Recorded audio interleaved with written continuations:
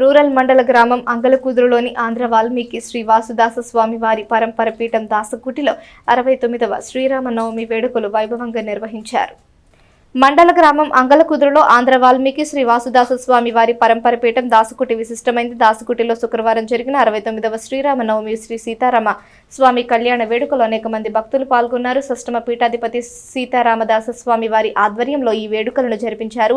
గుంటూరు నుంచి యద్దనపూడి లక్ష్మీ నరసింహారావు దంపతులు, తెనాలి సాయిబాబా దంపతులు, పద్మజ దంపతులు, పలువురు భక్తులు పాల్గొన్నారు. కర్నూలు నుంచి శ్రీ రామానుజదాస స్వామి వారి అక్కగారైన రుక్మిణమ్మ వారి మనవరాలు కుటుంబం పాల్గొన్నారు.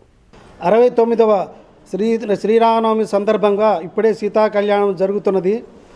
ఆంధ్ర వాల్మీకి వాసుదాస స్వామి వారు వాల్మీకి రామాయణం 24,000 శ్లోకాలకి 24,000 పద్యాలు అర్ధతార్పణతో రచించి ఒంటిమిట్ట కోదండరామ స్వామికి అంకితం ఇచ్చారు.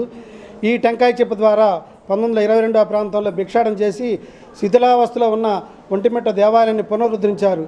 ఈరోజు అంత విశేషంగా జరుపుతున్నామంటే సాక్షాత్తు ఆంధ్ర వాల్మీకి వాసుదాస స్వామి వారి కృషి, వారి యొక్క శ్రమ, వారి యొక్క ఇదంతా కలిపి జరుగుతుంది.